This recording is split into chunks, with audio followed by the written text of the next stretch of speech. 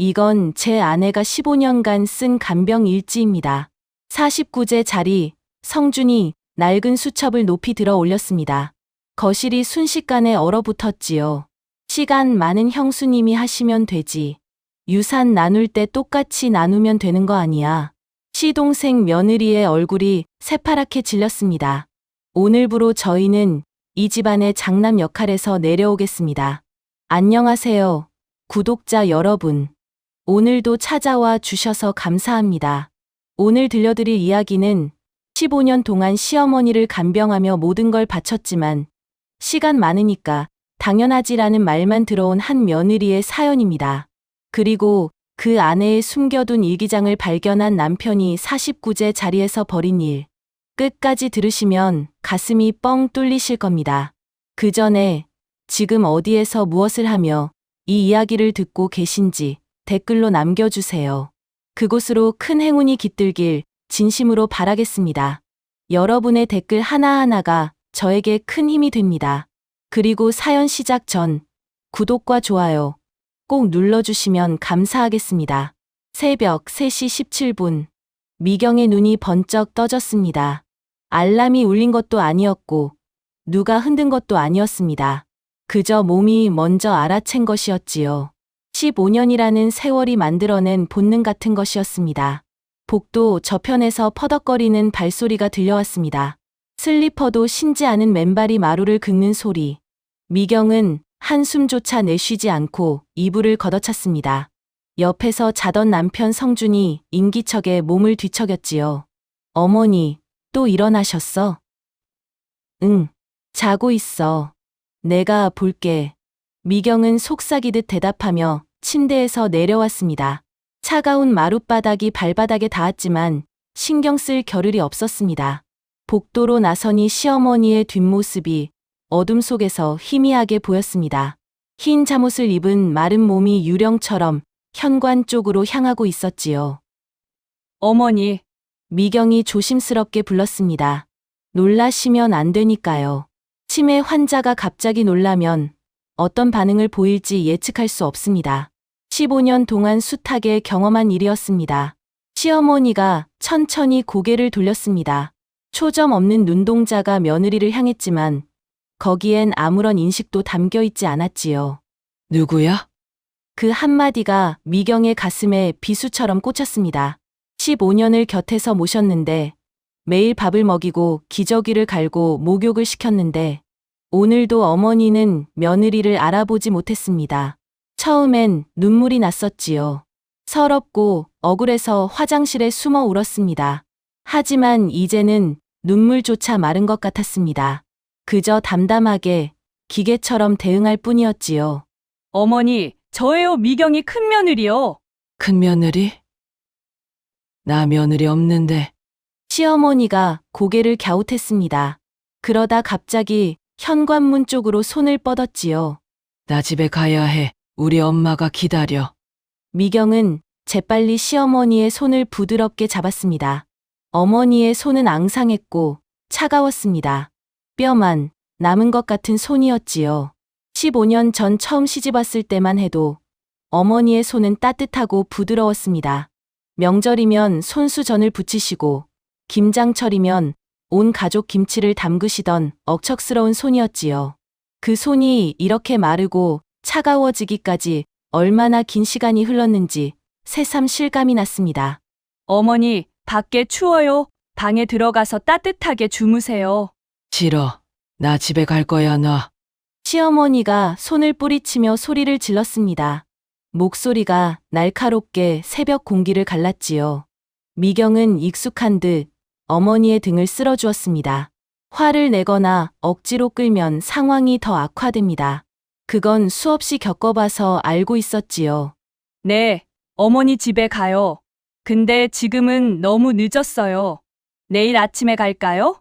제가 데려다 드릴게요. 진짜. 내일. 네, 약속해요. 시어머니의 얼굴이 조금 누그러졌습니다. 미경은 그 틈을 타서 천천히 어머니를 방으로 이끌었지요. 어둠 속을 걷는 두 사람의 그림자가 복도 벽에 길게 드리워졌습니다. 방문을 열고 시어머니를 침대에 눕혔습니다. 이불을 덮어드리고 이마를 쓸어주었지요. 어머니는 금세 눈을 감았습니다. 마치 방금 전 소동이 거짓말처럼 고요한 얼굴이었습니다. 미경은 침대 옆에 한참을 앉아 있었습니다. 어머니의 고른 숨소리를 확인한 뒤에야 조심스럽게 일어났지요. 방을 나서는데 허리깨가 뻐근하게 저려왔습니다. 5년 전 디스크 수술을 받은 자리였습니다. 의사는 무리하지 말라고 했지만 무리하지 않고서야 어떻게 치매 환자를 돌볼 수 있겠습니까? 미경은 복도 벽에 잠시 기대어 허리를 주물렀습니다. 그때 뒤에서 인기척이 났습니다. 돌아보니 남편 성준이 잠옷바람으로 서 있었지요. 손에는 따뜻한 물컵이 들려 있었습니다. 어머니 모셨어? 응, 금방 주무셨어. 당신도 물 마시고 좀 쉬어. 성준이 물컵을 건넸습니다. 미경은 고마운 마음에 컵을 받아 한 모금 마셨지요. 따뜻한 물이 목을 타고 내려가며 긴장했던 몸이 조금 풀리는 것 같았습니다. 내일 내가 연차 쓸까? 당신 요즘 너무 힘들어 보여. 됐어, 연차 아껴둬야지. 언제 무슨 일 생길지 모르잖아. 미경은 고개를 저었습니다. 남편의 마음은 고마웠지만 현실적으로 쉽지 않은 일이었지요. 구청 공무원인 성준은 그래도 퇴근 시간이 정해져 있어서 저녁이면 돌아왔습니다.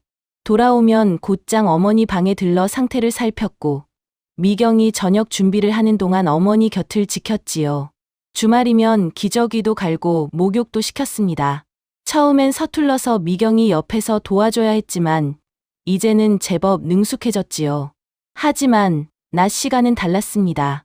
아침 8시에 출근해서 저녁 6시에 퇴근하기까지 그 10시간 동안 시어머니를 돌보는 건 온전히 미경의 몫이었습니다. 배회하는 어머니를 잡아야 했고 거친 욕설을 들으며 밥을 먹여야 했고 수시로 기저귀를 확인해야 했지요. 점심 한 끼 편하게 앉아 먹은 게 언제였는지 기억도 나지 않았습니다. 두 사람은 거실 소파에 나란히 앉았습니다. 창밖으로 여전히 짙은 어둠이 내려앉아 있었지요. 새벽 3시 반. 잠을 다시 청하기에는 애매한 시간이었습니다. 미경은 무릎 위에 손을 올려놓은 채 멍하니 허공을 바라보았습니다. 성준이 조심스럽게 아내의 손을 잡았지요. 미안해. 뭐가? 낮에 혼자 두고 출근하는 거. 매일 미안해. 미경은 아무 말 없이 남편의 손을 꼭 쥐었습니다. 뭐라고 대답해야 할지 몰랐습니다. 괜찮다고 하기엔 너무 힘들었고 힘들다고 하기엔 남편도 나름대로 최선을 다하고 있다는 걸 알았으니까요. 그저 묵묵히 손을 잡고 있을 뿐이었습니다. 15년 전 시어머니가 치매 판정을 받던 날이 떠올랐습니다.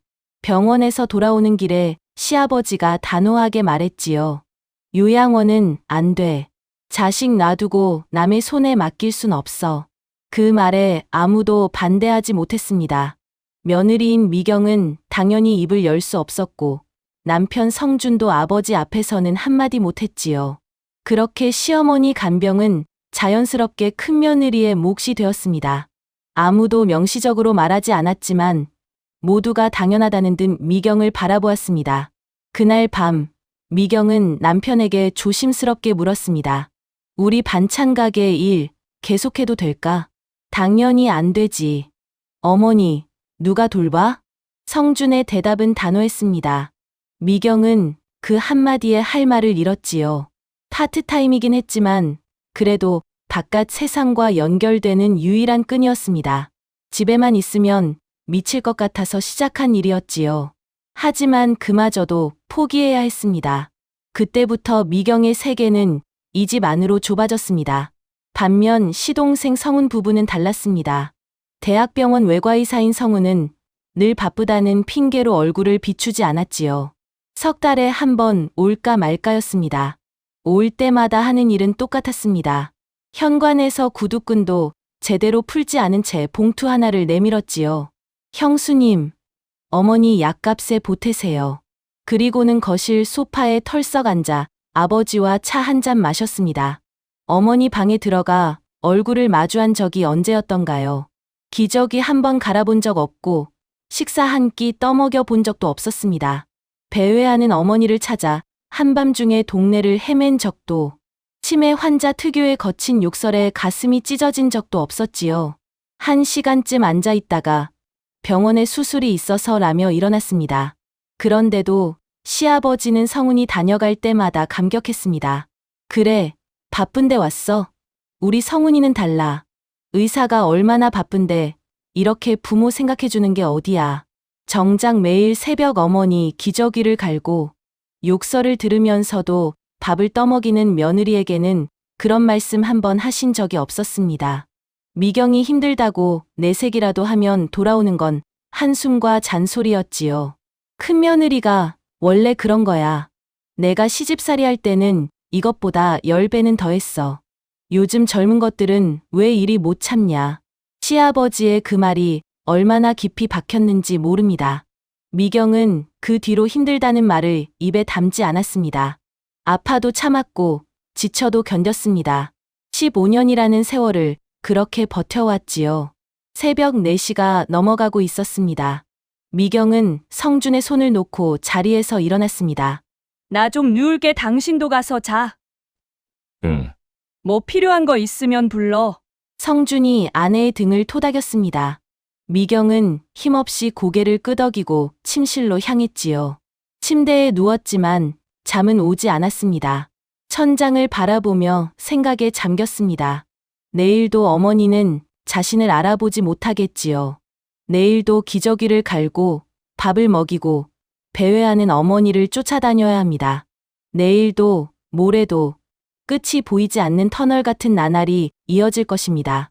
문득 서랍장이 눈에 들어왔습니다.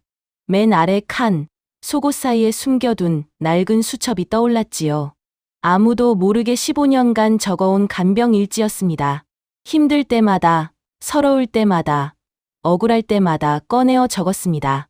남편에게도 말 못한 속마음들, 삼킨 눈물의 무게가 그 안에 빼곡히 담겨 있었지요. 미경은 몸을 일으켜 서랍장으로 다가갔습니다. 조심스럽게 수첩을 꺼내 첫 장을 펼쳤지요. 오래된 글씨가 희미하게 보였습니다. 2010년 3월 15일. 시어머니가 나를 알아보지 못한다. 오늘 처음으로 누구세요? 라는 말을 들었다. 서러워서 화장실에서 울었다. 그 아래로 빼곡하게 적힌 글씨들이 눈에 들어왔습니다. 15년이라는 세월이 한 글자 한 글자에 녹아 있었지요. 미경은 수첩을 품에 안은 채 다시 침대에 누웠습니다. 눈을 감았지만 잠은 오지 않았습니다. 창밖으로 동이 트고 있었지요. 또 하루가 시작되고 있었습니다.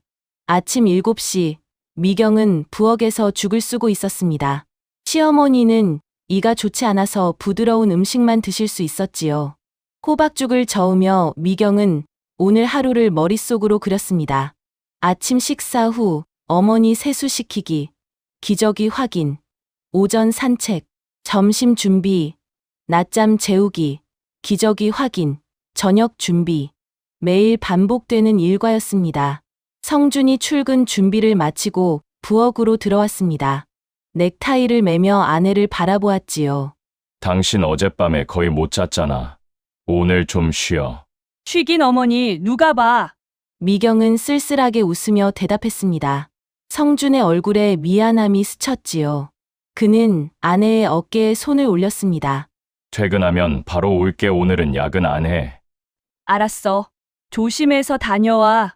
성준이 현관으로 향했습니다.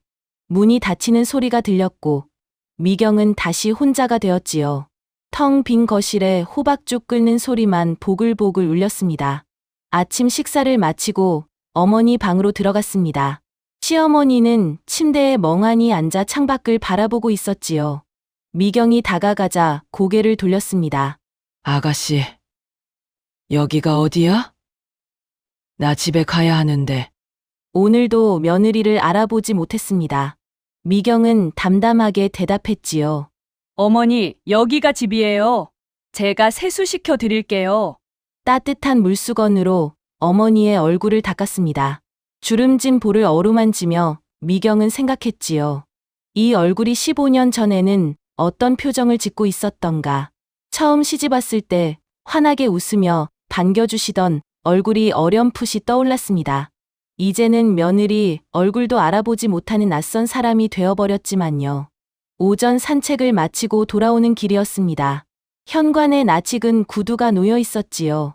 미경의 얼굴이 굳어졌습니다. 거실로 들어서니 예상대로 시아버지가 소파에 앉아 있었습니다. 아버님, 오셨어요? 미리 연락 주시지. 어머니, 상태 보러 왔다. 요즘 어때? 네. 밤에 배회가 심하셔서 조금 힘드세요. 미경은 애써 담담하게 대답했습니다. 시아버지는 고개를 끄덕이더니 물었지요. 성훈이 연락 왔어? 아니요. 요즘은 연락 없으시네요. 그 녀석 바쁜가 보네. 수술이 많다더라. 미경은 속으로 씁쓸하게 웃었습니다. 바쁘다. 그 말이 만능 면죄부였지요. 15년 동안 수없이 들었습니다. 바빠서 못 온다.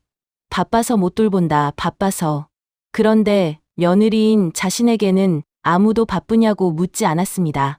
점심 드시고 가실 거예요? 아니, 금방 가야 해. 어머니 얼굴만 보고. 시아버지가 시어머니 방으로 들어갔습니다.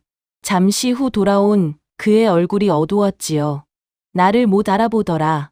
네. 요즘 증상이 더 심해지셔서요. 시아버지는 한숨을 내쉬더니 현관으로 향했습니다. 문을 열며 뒤를 돌아보았지요. 수고해라. 그 한마디가 전부였습니다. 문이 닫히고 미경은 한참을 현관 앞에 서 있었습니다. 수고하라. 15년 동안 매일 듣는 말이었지요. 감사도 미안함도 없는 그 세 글자가 오늘따라 유난히 서럽게 느껴졌습니다. 저녁이 되어 성준이 퇴근했습니다. 약속대로 야근 없이 바로 집으로 왔지요. 현관문이 열리는 소리에 미경이 부엌에서 나왔습니다. 성준은 아내의 얼굴을 보자마자 눈살을 찌푸렸습니다. 무슨 일 있었어? 표정이 안 좋아. 아버님 다녀가셨어. 그 말에 성준의 얼굴에도 그림자가 드리워졌습니다. 무슨 일이 있었는지 묻지 않아도 알 것 같았지요. 두 사람은 말없이 저녁을 준비했습니다. 시어머니를 깨워 죽을 먹이고 기저귀를 갈고 침대에 눕혔지요. 밤 10시 미경은 욕실에서 샤워를 하고 있었습니다. 따뜻한 물이 어깨를 타고 흘러내렸지요. 문득 허리가 욱신거렸습니다. 아침에 어머니를 부축하다 삐끗한 것 같았습니다. 미경은 허리를 주무르며 벽에 기댔지요. 얼마나 더 버틸 수 있을까? 그 생각이 불현듯 스쳤습니다. 15년을 버텨왔는데 앞으로 또 얼마나 버텨야 하는 걸까요? 5년, 10년. 끝이 보이지 않았습니다. 미경은 천천히 몸을 일으켜 욕실을 나왔지요. 침실로 돌아와 서랍장 앞에 섰습니다. 낮에 꺼내보았던 수첩이 생각났습니다. 수첩을 꺼내 오늘 날짜란에 펜을 들었습니다. 2025년 3월 20일. 오늘도 어머니는 나를 알아보지 못했다. 아버님이 다녀가시며 수고하라고 하셨다. 15년째 듣는 말인데 오늘은 유난히 서러웠다. 얼마나 더 버텨야 할까? 끝이 보이지 않는다. 미경은 펜을 놓고 수첩을 덮었습니다. 그때 성준이 침실로 들어왔지요. 아내의 손에 들린 수첩을 보더니 물었습니다. 그거 뭐야? 아, 아무것도 아니야. 미경은 재빨리 수첩을 서랍에 넣었습니다. 성준은 의아한 표정을 지었지만 더 묻지 않았지요. 두 사람은 나란히 침대에 누웠습니다. 미경은 천장을 바라보며 생각했습니다. 이 수첩의 존재를 남편도 모릅니다. 15년 동안 혼자 적어온 기록, 아무에게도 말하지 못한 속마음들. 언젠가는 누군가 읽어줄 날이 올까요? 새벽 3시 7분. 또다시 미경의 눈이 번쩍 떠졌습니다. 복도에서 퍼덕거리는 발소리가 들려왔지요. 미경은 숨을 깊이 들이쉬고 이불을 걷어찼습니다. 오늘도, 내일도 끝이 보이지 않는 밤이 계속되고 있었습니다. 그날은 평범한 화요일이었습니다. 미경은 여느 때처럼 시어머니에게 점심을 먹이고 있었지요. 호박죽을 한 숟갈 떠서 입가에 가져다 대는데 거실에 둔 휴대폰이 요란하게 울렸습니다. 시어머니의 입에 죽을 넣어드리고 재빨리 거실로 나갔지요. 화면에 뜬 이름은 시아버지였습니다. 평소 같으면 전화보다 직접 찾아오시는 분이라 의아한 마음에 받았습니다. 아버님? 전화기 너머로 들려온 건 시아버지의 목소리가 아니었습니다. 낯선 여자 목소리였지요. 보호자분이세요? 환자분이 쓰러지셔서 지금 응급실로 이송 중입니다. 빨리 병원으로 와주세요. 미경의 손에서 휴대폰이 미끄러질 뻔했습니다. 심장이 덜컥 내려앉는 느낌이었지요. 어떻게 대답했는지 기억도 나지 않았습니다. 정신을 차려보니 이미 남편에게 전화를 걸고 있었습니다. 손가락이 떨려서 버튼을 제대로 누르기가 힘들었지요. 여보, 아버님이 쓰러지셨대. 응급실이래. 뭐, 지금 바로 갈게. 어머니는 내가 어떻게든 해볼게. 빨리 와. 전화를 끊고 미경은 잠시 멍하니 서 있었습니다. 시어머니 방에서 무언가 떨어지는 소리가 들렸지요. 정신을 차리고 달려가 보니 시어머니가 죽그릇을 바닥에 엎지른 채 멍하니 앉아 계셨습니다. 하얀 호박죽이 마루 위로 번져나가고 있었지요. 어머니, 괜찮으세요? 시어머니는 대답 없이 창밖만 바라보았습니다. 미경은 급한 마음을 억누르며 바닥을 닦았지요. 손이 떨렸습니다. 시아버지가 쓰러졌다는데 발이 묶여 있었습니다. 치매 환자를 혼자 두고 나갈 수가 없었지요. 성준이 도착한 건 40분 후였습니다. 구청에서 택시를 잡아 타고 왔다고 했지요. 현관문이 열리자마자 미경이 다급하게 말했습니다. 어머니 부탁해. 나 병원 가볼게. 당신이 가. 내가 갈까? 아니, 당신이 어머니 봐. 내가 상황 파악하고 연락할게. 미경은 대답도 듣지 않고 현관을 뛰쳐나갔습니다. 엘리베이터를 기다리는 시간이 한 세기처럼 느껴졌지요. 버튼을 연신 누르며 발을 동동 굴렀습니다. 아버님이 어떻게 되신 걸까? 머릿속이 하얘졌습니다. 병원에 도착했을 때 응급실은 분주했습니다. 간호사에게 시아버지 이름을 대니 중환자실 쪽으로 안내받았지요. 복도를 걷는 발걸음이 천근만근이었습니다. 무슨 말을 들을지 두려웠습니다. 중환자실 앞 대기실에 도착하니 의사가 기다리고 있었습니다. 흰 가운 차림의 중년 남자였지요. 그의 표정이 어두웠습니다. 미경의 심장이 쿵쾅거리기 시작했지요. 보호자분이세요? 네, 며느리입니다. 아버님 상태가 어떠세요? 의사는 잠시 말을 멈추었습니다. 그 침묵이 모든 것을 말해주었지요. 죄송합니다. 최선을 다했지만 광범위한 심근경색이었습니다. 도착 전에 이미 그 뒤의 말은 귀에 들어오지 않았습니다. 미경은 그 자리에 주저앉았지요. 복도 벽에 등을 기댄 채 허공을 바라보았습니다. 시아버지가 돌아가셨다. 그 사실이 믿기지 않았습니다. 어젯밤만 해도 전화로 목소리를 들었는데 수고하라던 그 한마디가 마지막이 될 줄 누가 알았겠습니까? 장례식장은 혼란 그 자체였습니다. 미경은 정신없이 움직여야 했지요. 빈소 준비, 부고 연락, 조문객 응대. 시어머니를 요양보호사에게 맡기고 왔지만 마음 한구석이 계속 불안했습니다. 15년 동안 한시도 떨어진 적이 없었으니까요. 성주는 장례 절차를 도맡았습니다. 관청 서류부터 화장장 예약까지 형만 뛰어다녔지요. 연차를 몽땅 쓰고도 모자라 무급 휴가까지 냈습니다. 밤을 새우며 빈소를 지켰고 조문객들에게 일일이 인사를 했습니다. 피로가 얼굴에 역력했지만 내색하지 않았지요. 시동생 성훈 부부가 도착한 건 다음 날 저녁이었습니다. 부고를 전한 지 거의 하루가 지나서였지요. 성훈이 검은 양복 차림으로 빈소에 들어서며 말했습니다. 형, 갑자기 무슨 일이야? 수술 스케줄 때문에 바로 못 왔어. 성주는 대답하지 않았습니다. 눈 밑에 짙은 그림자가 내려앉은 형의 얼굴을 성훈은 보지 못하는 것 같았지요. 아니, 보고도 모른 척하는 것인지도 몰랐습니다. 유진은 빈소 한쪽에 앉아 휴대폰만 들여다보았습니다. 조문객이 오면 형식적으로 일어나 인사했지만 그뿐이었지요. 음식 준비도 뒷정리도 전부 미경의 몫이었습니다. 15년간 시댁일을 도맡아온 것처럼 장례식에서도 마찬가지였습니다. 둘째 날 밤, 미경은 음식을 나르다가 화장실 앞 복도에서 발을 멈추었습니다. 안에서 유진의 목소리가 들려왔기 때문이었지요. 통화 중인 것 같았습니다. 문틈으로 새어나오는 목소리가 또렷하게 들렸습니다.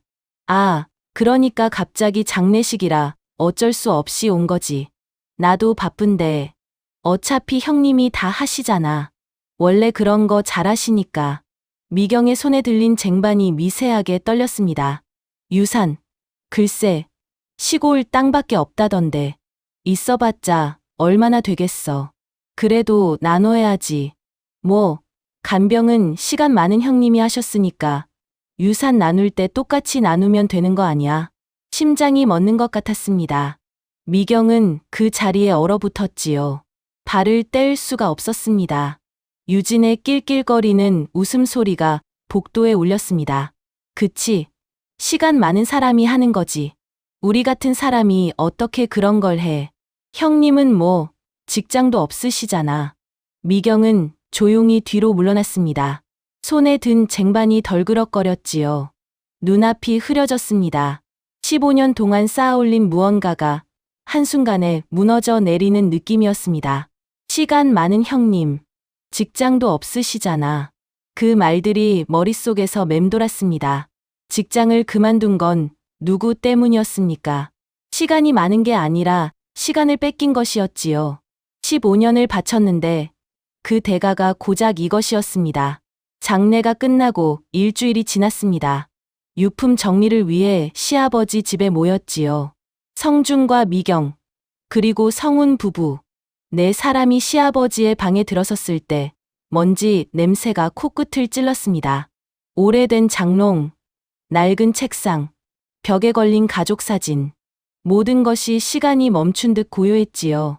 성훈이 대뜸 말했습니다. 형, 빨리빨리 하자. 나 오후에 병원 가야 해. 성준은 대답 대신 아버지 책상 앞에 섰습니다. 서랍을 하나씩 열어보았지요. 낡은 서류들, 오래된 수첩, 빛바랜 사진들. 그러다 책상 아래 작은 금고가 눈에 띄었습니다. 평소에는 신경도 쓰지 않았던 것이었지요. 이거 뭐지? 성준이 금고를 꺼내 들었습니다. 비밀번호를 몰라서 열 수가 없었지요. 유진이 옆에서 한마디 했습니다. 그냥 버려요. 옛날 물건 아니에요. 미경은 말없이 금고를 바라보았습니다. 문득 시아버지가 생전에 하셨던 말이 떠올랐지요. 중요한 건 다 잠가놨으니 걱정 마라. 그때는 무슨 뜻인지 몰랐습니다. 미경이 조심스럽게 입을 열었습니다. 여보, 비밀번호 아버님 생신으로 해봐. 성준이 시아버지 생년월일을 눌렀습니다. 찰칵 소리와 함께 금고가 열렸지요. 안에는 서류 뭉치가 빼곡하게 들어 있었습니다. 성준이 서류를 꺼내 펼쳤습니다. 첫 장을 읽는 그의 눈이 점점 커졌지요. 이게 뭐야? 성훈이 다가와 서류를 빼앗듯 들여다보았습니다. 읽어 내려가던 그의 얼굴에 경악이 스쳤지요. 유진도 옆에서 목을 빼고 서류를 훑어보았습니다. 잠시 후 그녀의 입에서 탄성이 터져 나왔습니다. 세상에, 이거 재개발 보상금이잖아. 서류에는 30년 전 할아버지에게 물려받은 시골 땅이 신도시 재개발 구역에 포함되었다는 내용이 적혀 있었습니다. 보상금 추산액은 30억 원. 시아버지는 이 사실을 아무에게도 말하지 않고 혼자 간직해온 것이었지요. 아버지가 왜 이걸 숨기고 계셨을까? 성준이 멍하니 중얼거렸습니다. 아무도 대답하지 못했지요. 30억이라는 금액이 공기 중에 떠다니며 네 사람의 마음을 뒤흔들었습니다. 유진이 재빠르게 계산기를 두드리기 시작했습니다. 눈빛이 반짝거렸지요. 30억이면 반반 나눠도 15억씩이네. 세상에 대박이다. 그 모습을 바라보는 미경의 가슴이 서늘하게 식어갔습니다. 며칠 전 화장실 앞에서 들었던 유진의 말이 떠올랐지요. 똑같이 나누면 되는 거 아니야. 15년 동안 뼈 빠지게 간병한 것과 석 달에 한 번 봉투 들고 온 것이 똑같다는 겁니까? 집에 돌아온 밤, 성준은 잠을 이루지 못했습니다. 30억이라는 숫자가 머릿속을 맴돌았지요. 아버지는 왜 이걸 숨기셨을까? 그 의문이 가시지 않았습니다. 침대에 누웠지만 눈이 말똥말똥했지요. 옆에서 미경은 지친 몸을 겨우 눕힌 채 잠들어 있었습니다. 어머니 간병의 장례식 뒷정리까지 보름 넘게 제대로 쉬지 못한 아내였지요. 성주는 조심스럽게 몸을 일으켰습니다. 거실로 나가 물을 한 잔 마셨지요. 시계를 보니 새벽 2시였습니다. 다시 침실로 돌아가는 길에 서랍장이 눈에 띄었습니다. 파스를 찾으려고 서랍을 열었지요. 손을 넣어 더듬거리는데 손끝에 딱딱한 것이 걸렸습니다. 파스가 아니었습니다. 손때가 묻어 너덜너덜해진 낡은 수첩이었지요. 성주는 고개를 갸웃했습니다. 결혼하고 20년 가까이 살면서 한 번도 본 적이 없는 물건이었습니다. 남의 일기를 보면 안 된다는 생각이 스쳤습니다. 하지만 무언가에 이끌리듯 첫 장을 펼쳤지요.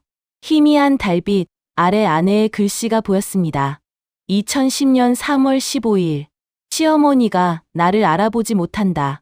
오늘 처음으로 누구세요? 라는 말을 들었다. 너무 서러워서 화장실에서 울었다. 성준의 심장이 덜컥 내려앉았습니다. 숨을 멈춘 채 다음 장을 넘겼지요. 2010년 5월 3일.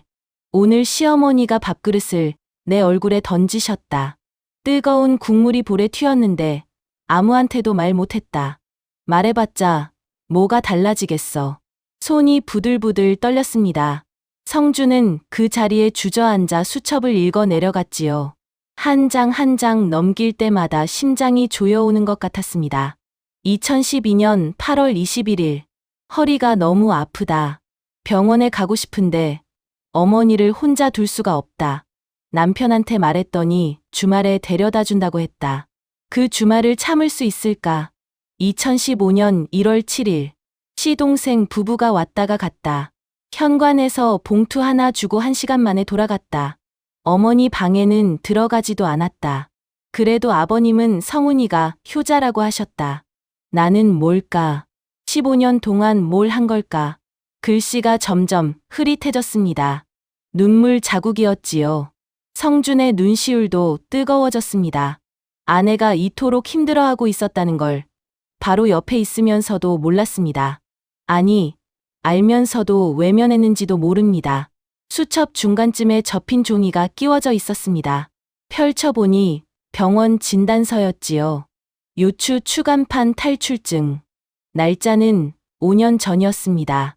그 아래 아내의 글씨가 적혀 있었습니다. 의사 선생님이 수술해야 한다고 했다. 근데 수술하면 한 달은 누워 있어야 한대. 어머니는 누가 돌봐. 수술 못 한다고 했다. 집에 와서 혼자 울었다. 성주는 이를 악물었습니다. 그때 아내가 허리가 아프다고 했던 기억이 났지요. 파스 사다 줄까? 그렇게 대수롭지 않게 물었습니다. 아내는 괜찮다고 했고 자신은 그 말을 믿었습니다. 아니, 믿고 싶었던 것이었지요. 다음 장을 넘겼습니다. 최근 날짜가 눈에 들어왔지요. 2024년 11월 15일. 시아버지 생신이라 온 가족이 모였다. 유진 동서가 전화하는 걸 우연히 들었다. 안방 문틈으로 목소리가 새어나왔다. 간병? 그건 시간 많은 형님이 하시면 되지. 우리가 굳이 왜? 나중에 유산 나눌 때 똑같이 나누면 되는 거잖아. 심장이 멎는 줄 알았다. 시간 많은 형님. 그게 나구나. 15년을 바쳤는데 그게 내 값어치인 거구나. 성준 씨한테 말할까 하다가 그만뒀다. 말해봤자 부부싸움만 날 것 같아서. 성준의 손에서 수첩이 떨어졌습니다. 온몸이 부들부들 떨렸지요. 분노가 치밀어 올랐습니다. 동시에 자신을 향한 자책이 가슴을 짓눌렀습니다. 아내는 이 모든 걸 혼자 삼키고 있었습니다. 남편인 자신에게 짐이 될까봐 말도 못하고요. 성주는 수첩을 꼭 쥔 채 침대로 돌아왔습니다. 미경이 잠결에 뒤척였지요. 달빛에 비친 아내의 얼굴은 초췌했습니다. 눈가에는 깊은 주름이 패여 있었고 볼은 홀쭉하게 파였지요. 15년 전 처음 만났을 때 환하게 웃던 얼굴이 어렴풋이 떠올랐습니다. 그 웃음이 언제 사라졌을까요? 성주는 아내의 손을 조심스럽게 잡았습니다. 거칠고 갈라진 손이었지요. 15년 동안 기저귀를 갈고 밥을 먹이고 욕설을 들으며 버텨온 손이었습니다. 그 손이 이렇게 상처투성이가 될 때까지 자신은 대체 뭘 한 걸까요? 창밖으로 동이 트고 있었습니다. 뿌연 새벽빛이 방 안으로 스며들었지요. 성주는 눈을 감았습니다. 머릿속에서 무언가가 단단하게 굳어지는 느낌이었습니다. 15년 동안 아내가 홀로 짊어진 짐, 그 무게를 이제라도 알았으니 가만히 있을 수는 없었습니다. 며칠 후 성주는 컴퓨터 앞에 앉았습니다. 엑셀 파일을 열고 계산을 시작했지요. 15년간 간병 일수, 하루 평균 간병 시간, 요양보호사 일당 기준, 숫자들이 빼곡하게 채워졌습니다. 밤늦게까지 자료를 찾고 계산기를 두드렸지요. 미경이 다가와 물었습니다. 뭐해? 이 늦은 시간에. 아무것도 아니야, 회사 일. 성주는 재빨리 화면을 닫았습니다. 아직은 말할 때가 아니었지요. 아내에게 수첩을 봤다고 말할 수도 없었습니다. 미경은 의아한 표정을 지었지만 더 묻지 않았지요. 피곤했으니까요. 매일 밤이 피곤한 나날이었습니다. 그날 밤 성주는 완성된 문서를 인쇄했습니다. 15년간 간병 노동 비용 명세서라는 제목이 붙은 서류였지요. 밤낮 없이 24시간 묶여서 간병한 일당 15만 원. 15년이면 약 8억 원. 그 숫자를 적어 내려가는 손끝이 떨렸습니다. 봉투에 서류를 넣고 서랍에 숨겼습니다. 곧 있을 49제 때 꺼내들 생각이었지요. 모든 가족이 모이는 자리에서 15년간의 빚을 청산할 생각이었습니다. 시어머니 방에서 퍼덕거리는 소리가 들렸습니다. 또 배회가 시작된 것이었지요. 성주는 서랍을 닫고 일어섰습니다. 복도로 나가 어머니를 부축했지요. 미경도 잠에서 깨어 나왔습니다. 내가 할게, 당신 자. 아니야, 같이 하자. 두 사람은 함께 시어머니를 방으로 모셨습니다. 이불을 덮어드리고 나오는 길에 성준이 아내의 손을 꼭 잡았지요. 미경이 의아한 눈으로 남편을 바라보았습니다. 왜 그래? 아무것도 아니야, 그냥. 성준은 웃으며 대답했습니다. 하지만 그 웃음 뒤에는 단단한 결심이 숨겨져 있었지요. 49제가 며칠 남지 않았습니다. 그날 모든 것을 바꿀 생각이었습니다. 창밖으로 달이 구름 사이로 모습을 드러냈습니다. 차가운 달빛이 두 사람의 그림자를 길게 느렸지요. 폭풍 전의 고요함이 집 안을 감싸고 있었습니다. 49제 아침이 밝았습니다. 미경은 새벽 4시부터 부엌에 서 있었지요. 시아버지가 생전에 좋아하시던 음식들을 하나씩 준비했습니다. 갈비찜, 잡채, 삼색 나물, 동태전. 손이 거칠어질 대로 거칠어진 손으로 재료를 다듬고 양념을 버무렸지요. 허리가 욱신거렸지만 신경 쓸 겨를이 없었습니다. 성준이 새벽잠을 깨고 부엌으로 들어왔습니다. 또 이렇게 일찍 일어났어. 나도 도울게. 괜찮아, 거의 다 됐어. 미경은 애써 웃어 보였습니다. 하지만 그 웃음이 얼마나 힘겹게 지어낸 것인지 성준은 알고 있었지요. 그는 말없이 앞치마를 두르고 아내 옆에 섰습니다. 설거지통에 쌓인 그릇들을 씻기 시작했지요. 두 사람은 말없이 나란히 서서 일했습니다. 창밖으로 동이 트고 있었습니다. 붉은 노을이 하늘 끝에서 번져 올랐지요. 평범한 아침 같았지만 성준의 가슴 속에서는 폭풍이 일고 있었습니다. 품 안에 넣어둔 서류 봉투가 묵직하게 느껴졌지요. 오늘 모든 것을 드러낼 생각이었습니다. 오전 10시 시댁 어른들이 하나둘 도착하기 시작했습니다. 미경은 현관에서 인사를 하고 손님들을 안으로 안내했지요. 고모, 작은아버지, 먼 친척까지 제사 때나 얼굴을 보는 사람들이었습니다. 하지만 그들 중 누구도 미경에게 수고한다는 말 한마디 건네지 않았지요. 당연하다는 듯 거실로 들어가 자리를 잡았습니다. 부엌에서 음식을 나르던 미경의 귀에 거실의 대화가 들려왔습니다. 그래, 성훈이는 언제 와? 곧 온다더라. 병원이 바쁘다나 봐. 의사가 그렇지 뭐. 바쁜 게 당연한 거야. 그래도 그 와중에 이렇게 오는 게 어디야. 미경은 입술을 깨물었습니다. 15년 동안 숱하게 들어온 말이었지요. 성훈이는 바쁘니까. 성훈이는 의사니까. 그 핑계 뒤에 숨어서 모든 짐을 큰며느리에게 떠넘긴 것이 이 집안의 방식이었습니다. 점심 무렵 현관문이 열리며 낯익은 목소리가 울려 퍼졌습니다. 어머, 다들 오셨네요. 저희 왔어요. 유진이었습니다. 그녀는 화사한 미소를 지으며 거실로 들어섰지요. 손에는 고급스러운 포장이 된 커다란 상자가 들려 있었습니다. 뒤따라 성훈이 검은 양복 차림으로 나타났지요. 형, 왔어. 수술 끝나자마자 바로 왔어. 성주는 대답 대신 고개만 끄덕였습니다. 시선이 차가웠지만 성우는 눈치채지 못하는 것 같았지요. 아니, 눈치채고도 무시하는 것인지 몰랐습니다. 유진이 상자를 공손히 내려놓으며 주위를 둘러보았습니다. 어머님, 고모님, 이거 저희가 준비했어요. 명품 한우 세트예요. 아버님 생전에 좋아하시던 거라서요. 상자를 열자 선홍빛 한우가 고급스러운 포장 안에서 반짝거렸습니다. 친척들의 감탄이 터져 나왔지요. 아이고, 이게 얼마짜리야. 역시 성훈이네는 다르다니까. 이런 좋은 걸 준비하다니. 효심이 깊어. 미경은 부엌 입구에 선 채 그 광경을 바라보았습니다. 새벽 4시부터 일어나 손수 만든 음식들이 상에 가득했지요. 갈비찜은 6시간을 구웠고 잡채는 당면을 3번이나 삶아 간을 맞췄습니다. 나물은 하나하나 손으로 다듬었고 저는 100창 넘게 부쳤지요. 하지만 아무도 그것을 눈여겨보지 않았습니다. 고모가 부엌으로 성큼 들어서며 말했습니다. 미경아, 이거 간 좀 봐봐. 짜지 않아. 미경이 급히 다가가 국을 떠서 맛을 보았습니다. 짜지 않았지요. 아니, 오히려 싱거운 편이었습니다. 괜찮은 것 같은데요, 고모님. 글쎄, 내 입엔 짠데. 15년 했으면 이제 실력이 늘어야지. 아직도 이 모양이야? 미경의 얼굴이 하얗게 질렸습니다. 뭐라고 대꾸해야 할지 몰랐지요. 15년 동안 이 집안 제사를 도맡아 했습니다.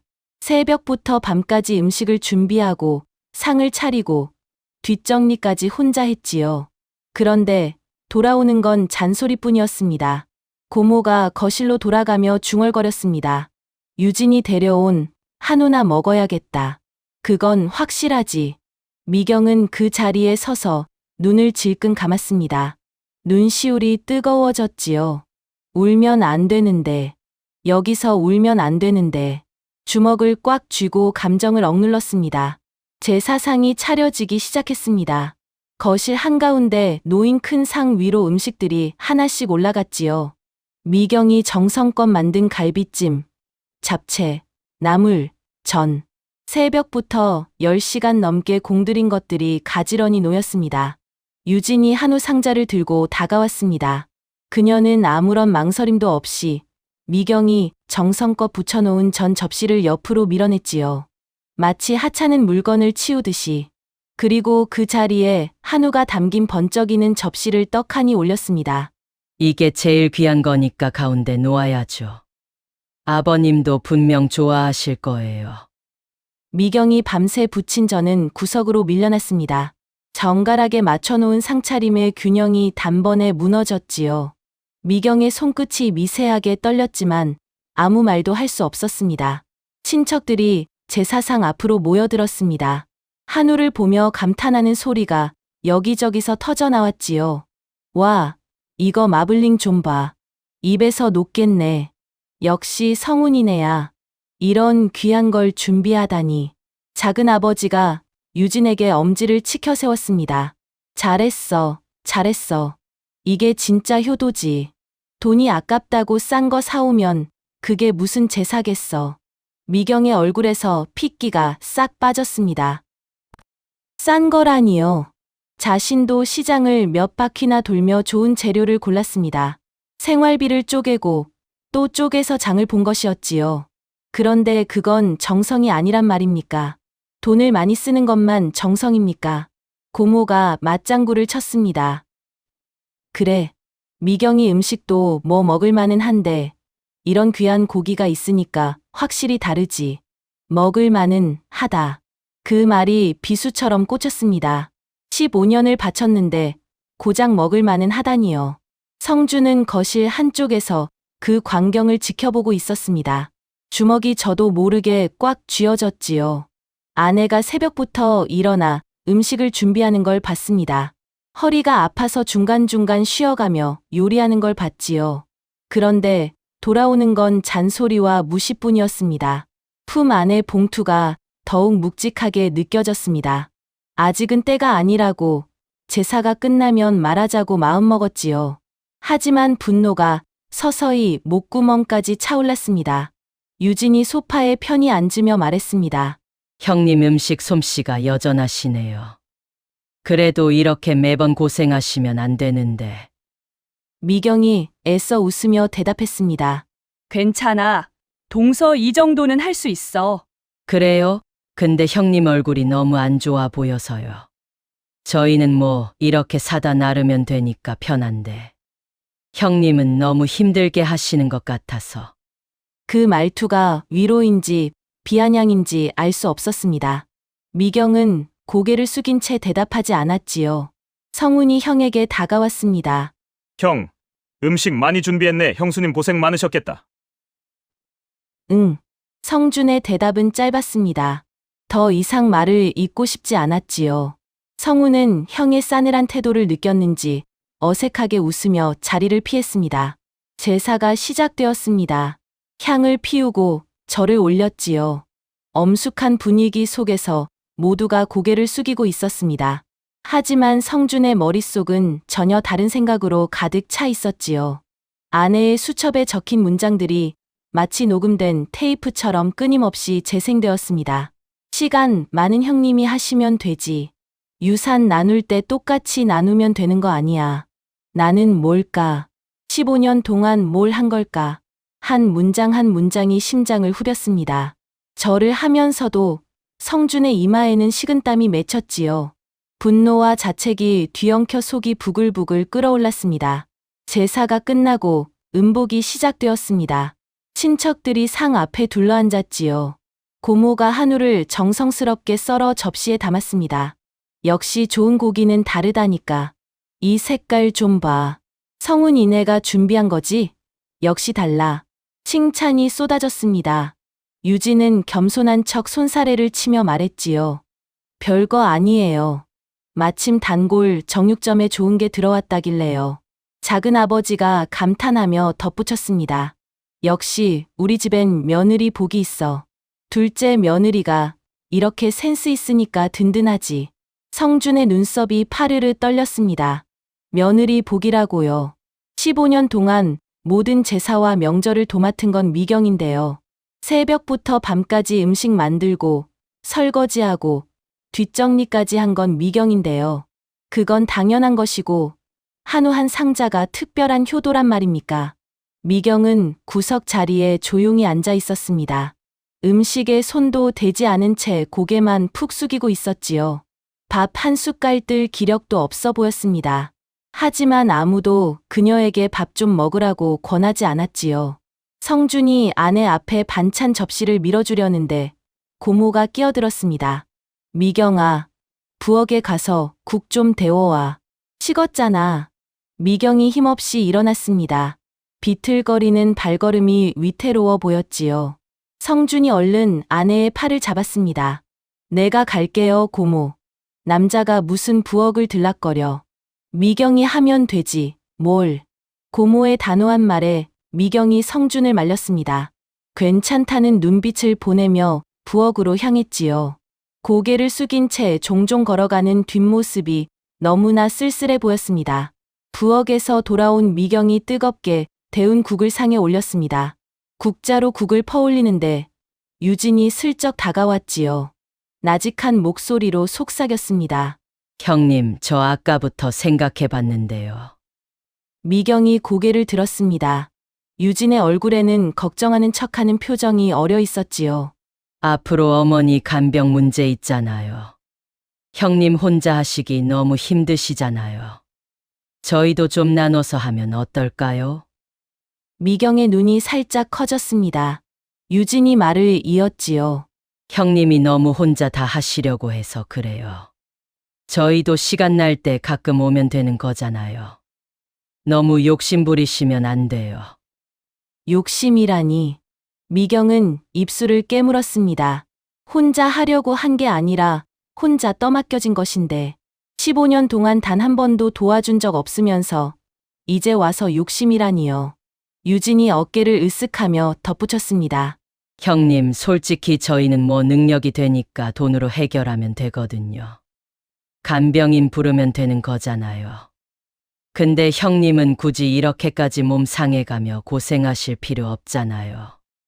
안 그래요? 능력. 그 단어가 또 튀어나왔습니다.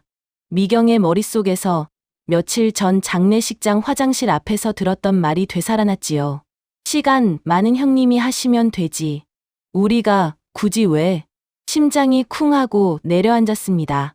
눈앞이 아득해졌지요. 하지만 미경은 애써 입꼬리를 끌어올렸습니다. 고마워. 동서 근데 난 정말 괜찮아. 유진은 알았다는 듯 고개를 끄덕이고 소파로 돌아갔습니다. 미경은 그 뒷모습을 멍하니 바라보다가 고개를 떨구었지요. 참았던 눈물이 볼을 타고 흘러내렸습니다. 얼른 고개를 돌려 손등으로 훔쳤지만 이미 성준의 눈에 다 들어온 후였습니다. 성준의 관자놀이가 콕콕 찔리듯 욱신거리기 시작했습니다. 아내의 눈물을 본 순간 그동안 억누르고 있던 분노가 한계에 다다랐지요. 더 이상은 참을 수가 없었습니다. 품 안의 봉투가 불덩이처럼 뜨겁게 느껴졌습니다. 고모가 또 한마디 했습니다. 그래, 유진이 말이 맞아. 미경아, 너도 좀 똑똑하게 살아. 유진이처럼 무조건 몸으로만 때우려 하지 말고 머리를 써. 미경의 얼굴이 새하얗게 질렸습니다. 입술이 파르르 떨렸지만 한마디도 하지 못하고 고개만 더 깊이 숙였지요. 성준의 심장이 쿵쿵 거칠게 뛰기 시작했습니다. 핏줄이 터질 듯 관자놀이가 욱신거렸지요. 15년 동안 아내가 홀로 삼켜온 서름이 눈앞에 펼쳐지는 것 같았습니다.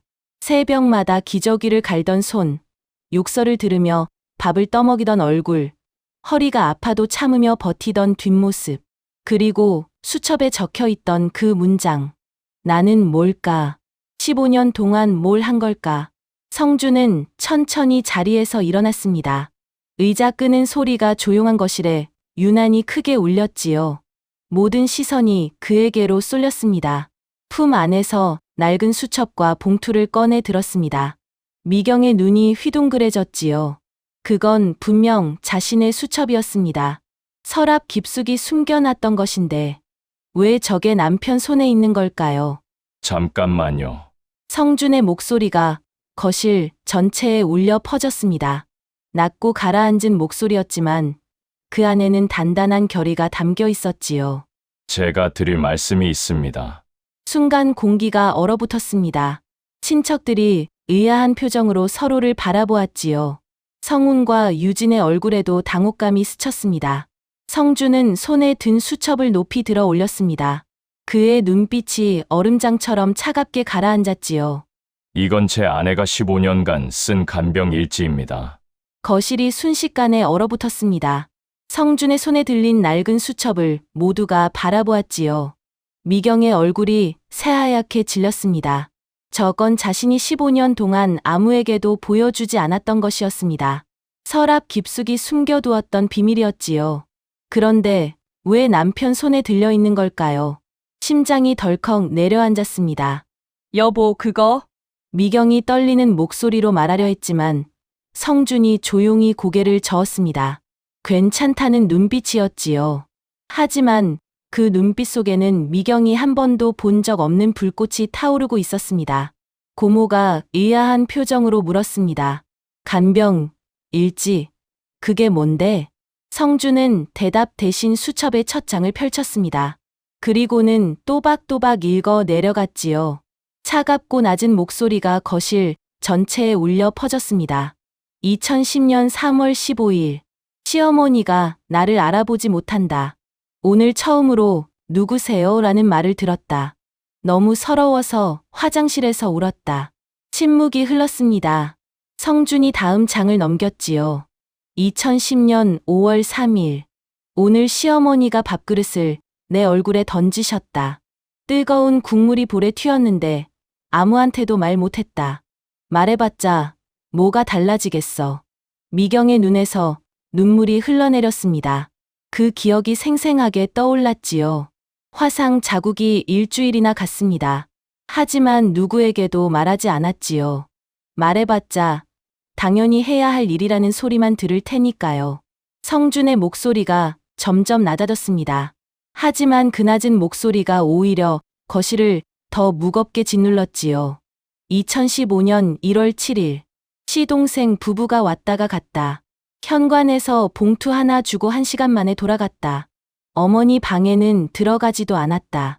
기저귀 한 번 갈아본 적 없고 밥 한 끼 떠먹여 본 적도 없다. 그래도 아버님은 성훈이가 효자라고 하셨다. 성훈의 얼굴이 굳어졌습니다.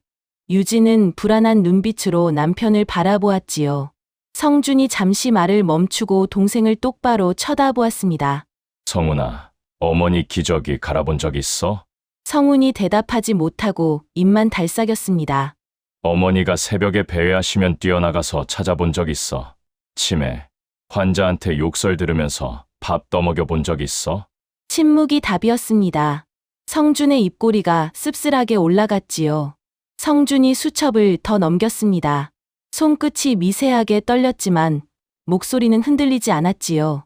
15년 동안 쌓인 분노가 그를 단단하게 붙잡고 있었습니다.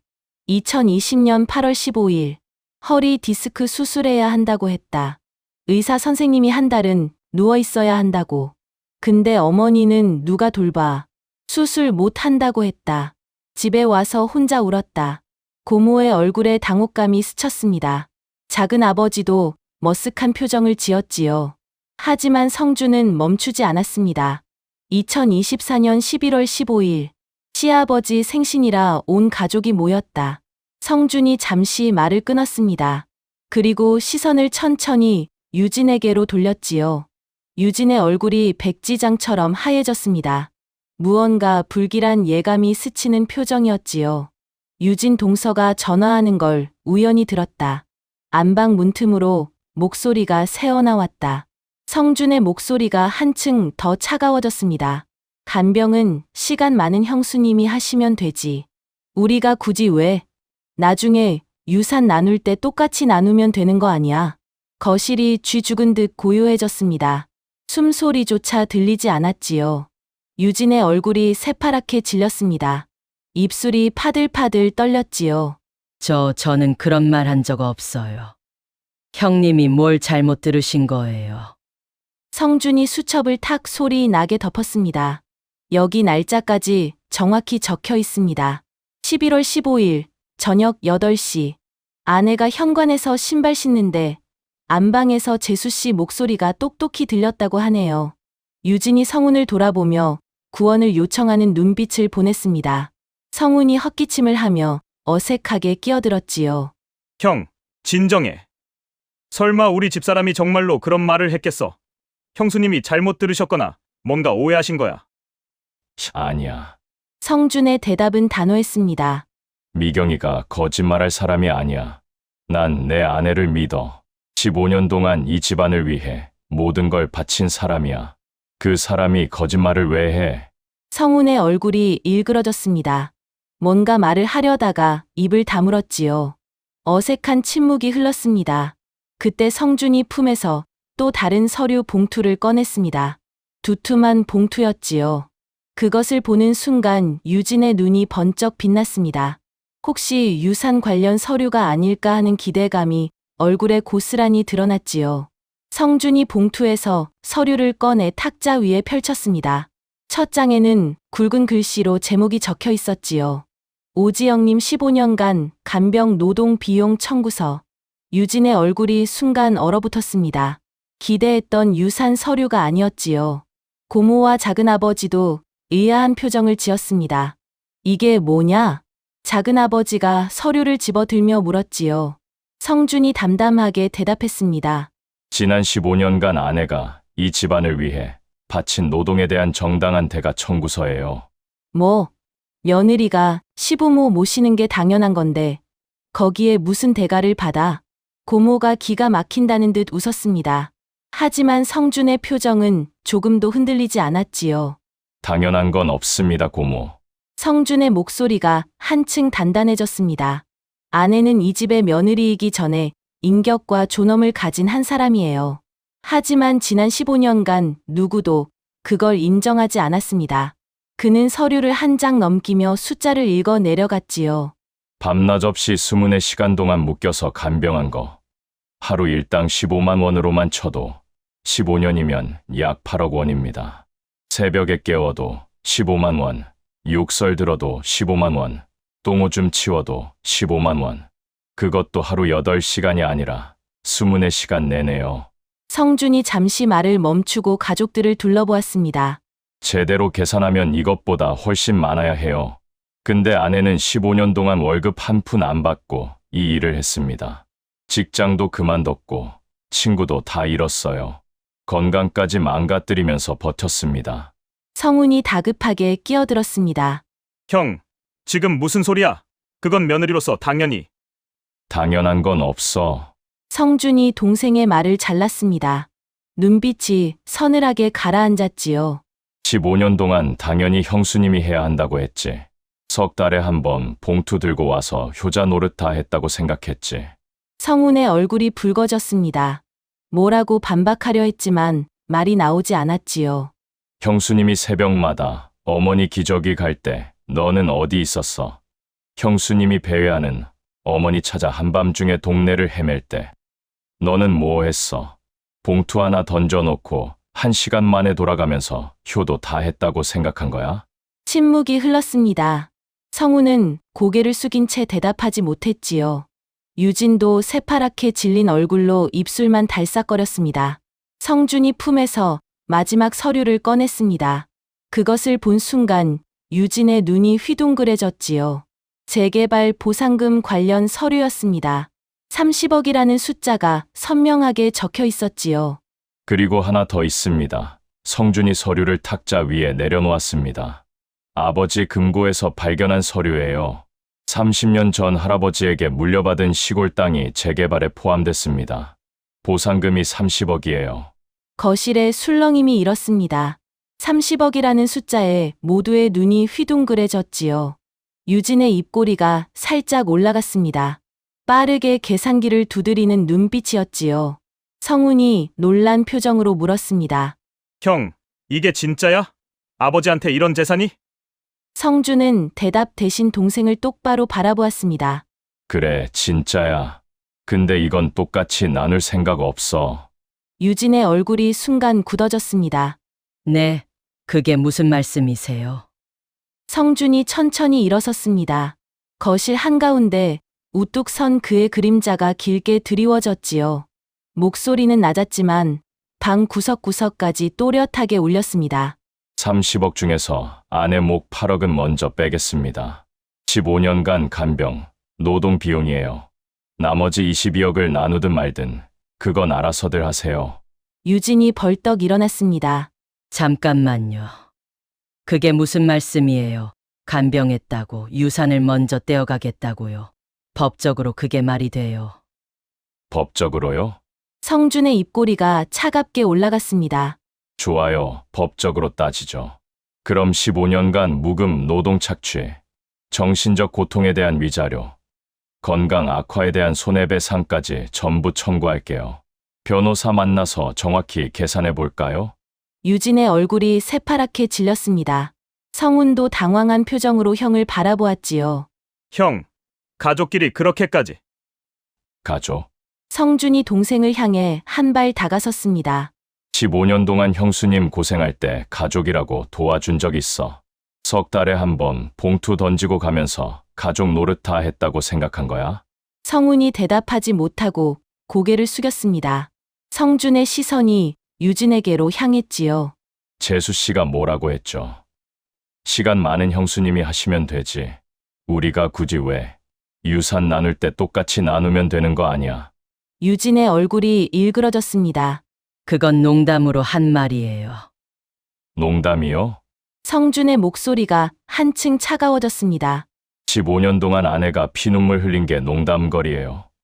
새벽마다 기저귀 갈고 욕설 들으며 밥 먹이고 허리 아파서 수술도 못 받고 버틴 게 농담이에요.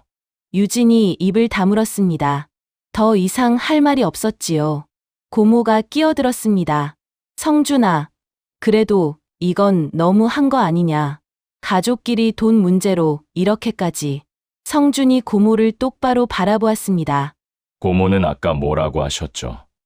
미경이가 15년 했으면 실력이 늘어야지. 음식이 짜다고요. 새벽 4시부터 일어나서 음식 준비한 거 보셨어요? 허리 아파서 중간중간 쉬어가며 만든 거 아세요? 고모의 얼굴이 굳어졌습니다. 미경이가 이 집안을 위해 15년을 바쳤어요. 근데 돌아온 게 뭡니까? 음식이 짜다. 실력이 안 는다. 유진이처럼 똑똑하게 살아라. 그게 15년의 대가예요? 고모가 아무 말도 하지 못했습니다. 성준이 시선을 돌려 모든 가족을 둘러보았지요. 오늘 확실히 알았습니다. 이 집안에서 아내의 희생은 당연한 것이고 재수 씨의 한우 한 상자는 특별한 효도라는 거려. 성준이 미경에게 손을 내밀었습니다. 미경은 눈물이 그렁그렁한 눈으로 남편을 바라보았지요. 떨리는 손으로 남편의 손을 잡았습니다. 오늘부로 저희는 이 집안의 장남 역할에서 내려오겠습니다. 거실이 술렁였습니다. 작은 아버지가 벌떡 일어났지요. 뭐? 장남이 어딜 빠져? 그게 말이 되냐? 말이 되죠. 성준의 대답은 담담했습니다. 15년 동안 장남으로서 모든 의무를 다했습니다. 제사도 다 지냈고 명절도 다 챙겼고 어머니 간병도 다 했어요. 근데 돌아온 건 뭡니까? 당연하다는 말뿐이었어요. 성준이 성훈을 바라보았습니다. 이제 내가 해 어머니 간병, 제사, 명절, 전부 내 몫이야. 의사니까 더 잘할 수 있잖아. 능력이 되니까. 유진의 얼굴이 새하얗게 질렸습니다. 입술이 파르르 떨렸지요. 잠깐만요. 저희가 어떻게 그걸 다. 왜요? 능력 되시잖아요. 성준의 시선이 유진에게로 향했습니다. 재수 씨가 뭐라고 했죠? 능력이 되니까 돈으로 해결하면 된다고요? 그럼 하세요. 간병인 부르든 요양원 보내든 그건 이제 재수 씨 몫이에요. 성준은 아내의 손을 꼭 잡은 채 현관을 향해 걸어갔습니다. 등 뒤로 고모의 목소리가 쫓아왔지요. 성준아, 이러면 안 돼. 장남이 어떻게 이래? 야, 민수야. 어딜 가? 작은 아버지의 고함도 들렸습니다. 하지만 성준은 뒤돌아보지 않았지요. 현관에서 신발을 신는데 성훈이 다급하게 다가왔습니다. 형, 잠깐만 이러지 말고 다시 얘기하자. 가족끼리 이렇게 끝내면 안 되잖아. 성준이 천천히 고개를 돌렸습니다. 동생의 얼굴을 바라보는 눈빛이 서늘했지요. 15년 동안 가족이라고 도와준 적 있어? 형수님 힘들다고 할 때 한 번이라도 와서 도와준 적 있어? 성훈이 대답하지 못했습니다. 없잖아. 봉투 하나 던지고 1시간 만에 사라지면서 가족 노릇 다 했다고 생각한 거잖아. 근데 이제 와서 가족이야? 성준은 현관문을 열었습니다. 밖에서 차가운 바람이 불어왔지요. 15년 동안의 빚 오늘 다 청구했어. 청구서대로 안 주겠다면 법정에서 보자. 나는 더 이상 물러서지 않을 거야. 문이 닫혔습니다. 쿵 하는 소리가 집 안에 무겁게 울렸지요. 거실에는 얼어붙은 침묵만이 남았습니다. 유진이 풀썩 소파에 주저앉았지요. 성우는 닫힌 현관문을 멍하니 바라보았습니다. 고모가 중얼거렸습니다. 세상에, 이런 일이. 아무도 대답하지 않았습니다. 30억이라는 숫자와 8억이라는 숫자가 공중에 떠다니며 모두의 마음을 어지럽혔지요. 그리고 그보다 더 무겁게 15년이라는 세월의 무게가 거실을 짓누르고 있었습니다. 3달이 흘렀습니다. 제주도의 아침은 서울과 달랐지요. 창문을 열면 짭조름한 바다, 냄새가 밀려들었고 멀리서 갈매기 우는 소리가 들려왔습니다. 미경은 침대에서 일어나 기지개를 켰지요. 오랜만에 푹 잤습니다. 새벽에 깨지 않고 아침까지 내리잔 것이 얼마만인지 모릅니다. 15년 동안 새벽마다 눈이 번쩍 떠지던 습관이 있었지요. 시어머니가 배회하실까봐, 혹시 무슨 일이 생겼을까봐, 몸에 밴 긴장감이 쉽게 풀리지 않았습니다. 하지만 이곳에 온 뒤로 조금씩 달라지고 있었지요. 어젯밤에는 꿈도 꾸지 않고 깊이 잠들었습니다. 거실로 나가니 성준이 이미 일어나 커피를 내리고 있었습니다. 창밖으로 푸른 바다가 펼쳐져 있었지요. 작은 원룸이었지만 두 사람에게는 충분했습니다. 아니, 충분하고도 남았지요. 서울의 그 집보다 훨씬 작았지만 마음은 비교할 수 없이 넓어졌습니다. 일어났어? 커피 마실래? 응, 고마워. 미경은 소파에 앉아 남편이 건네는 커피를 받았습니다. 따뜻한 김이 모락모락 피어올랐지요. 창밖의 바다를 바라보며 한 모금 마셨습니다. 이렇게 여유롭게 아침을 시작하는 게 아직도 낯설었지요. 49제가 끝난 뒤 일주일 동안은 전쟁 같았습니다. 시댁에서 연락이 쏟아졌지요. 고모, 작은아버지, 먼 친척들까지 전화를 걸어왔습니다. 어떻게 장남이 그럴 수 있느냐, 부모를 버리는 거냐, 천벌을 받을 것이라는 말들이 쏟아졌지요.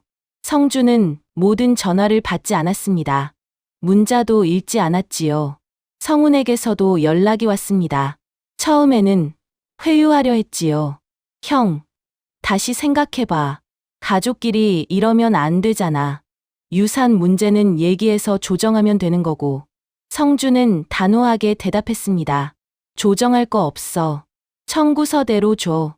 아니면 법정에서 보자. 그 뒤로 성훈의 태도가 달라졌지요. 협박성 메시지가 오기 시작했습니다.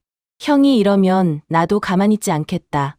변호사 선임했다. 법적으로 대응하겠다. 하지만 성주는 흔들리지 않았지요. 그도 변호사를 만났습니다. 결과적으로 법정까지 가지는 않았습니다. 성훈이 먼저 손을 들었지요. 직접 어머니를 간병해 보니 단 한 달 만에 백기를 들 수밖에 없었습니다. 성훈이 어머니를 모시기로 한 첫 주였습니다. 낮에는 유진이, 밤에는 성훈이 교대로 간병하기로 했지요. 하지만 이틀 만에 유진에게서 전화가 왔습니다. 어머니가 저를 때리셨어요. 밥 먹이는데 갑자기 숟가락을 집어던지시고 소리를 지르셨어요. 미경은 그 말을 듣고도 놀라지 않았습니다. 15년 동안 숱하게 겪은 일이었으니까요. 하지만 유진에게는 처음이었지요. 새벽에 배회하시는 건 어떻게 해요? 어젯밤에 3번이나 일어나셨어요. 현관문 열고 나가시려고 해서 제가 막았더니 소리를 지르시고. 유진의 목소리가 울먹였습니다. 미경은 조용히 듣고만 있었지요. 뭐라고 위로해야 할지 몰랐습니다. 아니, 위로하고 싶지 않았는지도 모릅니다. 15년 동안 자신이 겪은 일을 이제야 알게 된 것이니까요. 한 달이 지나자 성훈에게서 연락이 왔습니다. 목소리가 지쳐 있었지요. 형수님이 15년 동안 이걸 어떻게 하셨어요? 성주는 대답하지 않았습니다. 성훈이 말을 이었지요. 솔직히 말할게. 나 오만했어. 봉투 하나 들고 가면서 효도 다 했다고 생각했어. 형수님 고생하는 거 보면서도 당연하다고 생각했고. 미안해. 정말 미안해. 전화기 너머로 흐느끼는 소리가 들렸습니다. 성주는 한참을 말없이 듣다가 입을 열었지요. 미안하다는 말 나한테 하지 마. 미경이한테 해. 그리고 전화를 끊었습니다. 유산 문제는 조정으로 마무리되었습니다. 변호사들이 만나 협의한 끝에 미경에게 10억, 나머지 20억은 성준과 성훈이 균등 분배하기로 했지요. 처음에 성훈 측은 8억도 많다며 버텼습니다. 하지만 15년간의 간병 기록과 병원 진단서, 그리고 미경의 일지를 보고 나서 태도가 바뀌었지요. 변호사가 말했습니다. 이 정도면 법정에 가도 충분히 인정받을 수 있는 금액입니다. 오히려 적게 받으시는 거예요. 성주는 고개를 저었습니다. 됐어요. 더 받자고 싸우고 싶지 않아요. 이 정도면 충분해요. 미경도 같은 마음이었지요. 돈보다 중요한 건 이 굴레에서 벗어나는 것이었습니다. 15년 동안 자신을 옥죄던 모든 것에서 자유로워지는 것. 그것이 진정한 보상이었지요. 합의서에 도장을 찍던 날, 미경의 손이 떨렸습니다. 15년이라는 세월이 종이 한 장으로 정리되는 순간이었지요. 기쁨보다는 허탈함이 먼저 밀려왔습니다. 하지만 동시에 어깨가 가벼워지는 느낌이었지요. 무거운 짐을 내려놓은 것 같았습니다. 제주도로 이사한 건 미경의 오랜 꿈이었습니다. 신혼여행 때 왔던 곳이었지요. 그때 바다를 보며 미경이 말했습니다. 나중에 늙으면 여기서 살고 싶다고. 바다 보면서 그림도 그리고 느긋하게 살고 싶다고. 성주는 그 말을 기억하고 있었지요. 여보, 우리 제주도 갈까? 49제 소동이 끝난 뒤 성준이 물었습니다. 미경은 믿을 수 없다는 표정으로 남편을 바라보았지요. 진짜? 갑자기? 갑자기 아니야. 당신이 예전에 말했잖아. 나중에 제주도에서 살고 싶다고. 그림 그리면서 느긋하게. 미경의 눈에 눈물이 그렁그렁 맺혔습니다. 기억하고 있었어? 당연하지. 20년 전에 한 말인데. 성준이 아내의 손을 꼭 잡았습니다. 늦었지만 이제라도 가자. 당신이 하고 싶은 거 다 하면서 살자. 그렇게 두 사람은 제주도로 왔습니다. 서울의 아파트는 전세를 놓았지요. 넉넉하지는 않았지만 유산으로 받은 돈이 있었으니 당분간은 걱정 없었습니다. 미경은 동네 문화센터에서 서예를 배우기 시작했습니다. 처음에는 붓을 잡는 것조차 어색했지요. 15년 동안 기저귀 갈고 음식 만들고 청소하느라 혹사당한 손이었습니다. 거칠고 갈라진 손으로 붓을 쥐니 글씨가 삐뚤빼뚤했지요. 괜찮아요. 처음엔 다 그래요. 선생님이 다정하게 웃으며 말했습니다. 미경도 따라 웃었지요. 어색했지만 기분이 좋았습니다. 처음으로 자신만을 위해 시간을 쓰는 것이니까요. 한 달쯤 지나자 글씨가 조금씩 반듯해졌습니다. 선생님이 칭찬했지요. 미경 씨, 금방 느셨네요. 소질이 있으신 것 같아요. 그 한마디에 가슴이 뭉클했습니다. 15년 동안 들어본 적 없는 말이었지요. 이 집안에서는 아무리 잘해도 당연한 것이었고, 조금만 못하면 잔소리가 쏟아졌습니다. 그런데 이곳에서는 서툴러도 칭찬을 받았지요. 첫 작품을 완성한 날, 미경은 종이를 돌돌 말아 집으로 가져왔습니다. 거실에서 펼쳐 보이며 수줍게 말했지요. 여보, 이거 봐. 한자로 평화라고 쓴 글씨였습니다. 삐뚤삐뚤했지만 정성이 담긴 글씨였지요. 와, 잘 썼네. 이거 거실에 걸자. 성준이 진심으로 감탄하며 말했습니다. 미경의 얼굴에 환한 미소가 번졌지요. 그 미소를 본 게 얼마만인지 몰랐습니다. 15년 동안 잊고 있었던 아내의 웃음이었습니다. 오후에는 바다를 산책하는 것이 일과가 되었습니다. 두 사람은 나란히 해변을 걸었지요. 파도가 발밑에서 부서지고 갈매기가 머리 위를 날았습니다. 서울에서는 상상도 할 수 없었던 풍경이었지요. 여보, 후회 안 해? 성준이 문득 물었습니다. 뭘? 그렇게 끊어버린 거. 시댁이랑. 미경은 잠시 생각에 잠겼습니다. 파도 소리가 귀를 스쳤지요. 15년이라는 세월이 주마등처럼 스쳐 지나갔습니다. 아니, 미경이 고개를 저었습니다. 15년 동안 매일 밤 울면서 후회했어. 왜 한마디 못할까? 왜 이렇게 참기만 할까? 근데 이제는 안 울어. 성준이 아내를 바라보았습니다. 당신이 내 편이 돼줬으니까. 혼자였으면 절대 못 나왔을 거야. 근데 당신이 손잡고 같이 나와줬잖아. 미경의 눈가가 촉촉해졌습니다. 성준이 아내의 손을 꼭 잡았지요. 미안해. 더 일찍 그랬어야 했는데. 됐어. 미경이 고개를 저었습니다. 우리 같이 버텼잖아. 당신도 퇴근하면 달려와서 도와주고, 주말에는 기저귀도 갈아주고, 혼자 버틴 게 아니었어. 두 사람은 나란히 바다를 바라보았습니다. 수평선 너머로 해가 기울고 있었지요. 붉은 노을이 하늘과 바다를 물들였습니다. 어느 날 저녁, 뜻밖의 연락이 왔습니다. 성훈이었지요. 미경은 잠시 망설이다가 전화를 받았습니다. 형수님. 응. 저 직접 드리고 싶은 말이 있어서요. 전화기 너머로 망설이는 기색이 느껴졌습니다. 한참 침묵이 흐른 뒤 성훈이 입을 열었지요. 죄송해요. 15년 동안 형수님이 얼마나 힘드셨는지 이제야 알았어요. 한 달 해보니까 정말 못하겠더라고요. 형수님이 15년 동안 이걸 어떻게 하셨나 싶고 정말 죄송해요. 미경은 아무 말 없이 듣고 있었습니다. 유진이도 미안하다고 전해달래요. 얼굴 보고 말씀드려야 하는데 부끄러워서 못하겠대요. 형수님한테 했던 말들 정말 후회한대요. 미경은 창밖을 바라보았습니다. 밤바다가 어둡게 펼쳐져 있었지요. 파도 소리가 멀리서 들려왔습니다. 알았어. 그 한마디가 전부였습니다. 더 이상 할 말이 없었지요.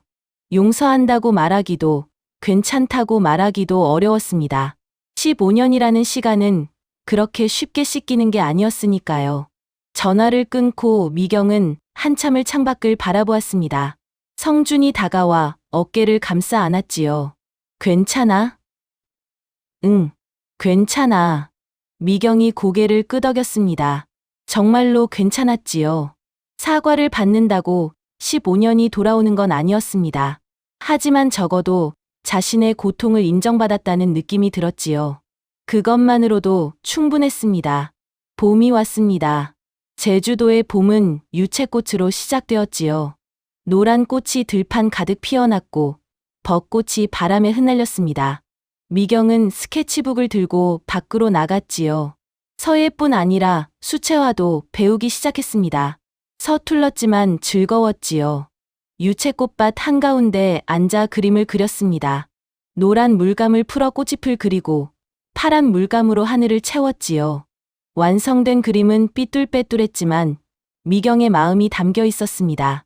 저녁에 집으로 돌아와 그림을 펼쳐 보였습니다. 오늘 그린 거야. 성준이 그림을 들여다보며 웃었지요. 예쁘다. 이것도 걸자.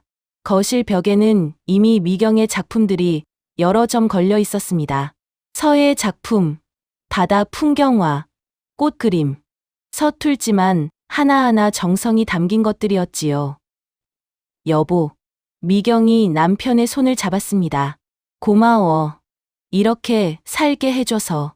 무슨 소리야. 당신이 15년 동안 고생한 건데 이 정도는 당연한 거지. 성준이 아내의 손을 꼭 쥐었습니다. 앞으로는 당신이 하고 싶은 거 다 하면서 살아. 그림도 그리고 여행도 다니고 그동안 못한 것들 전부 다. 미경의 눈에 눈물이 그렁그렁 맺혔습니다. 15년 동안 꿈꿔왔던 말이었지요. 아무도 해주지 않았던 말이었습니다. 창밖으로 노을이 지고 있었습니다. 붉은 빛이 거실 가득 스며들었지요. 두 사람은 나란히 소파에 앉아 그 풍경을 바라보았습니다. 손을 꼭 잡은 채로요. 15년의 긴 터널을 지나 마침내 봄이 왔습니다. 늦었지만 포기하지 않았기에 찾아온 계절이었지요. 미경의 얼굴에 잔잔한 미소가 번졌습니다. 진짜 행복이 무엇인지 이제야 알 것 같았습니다.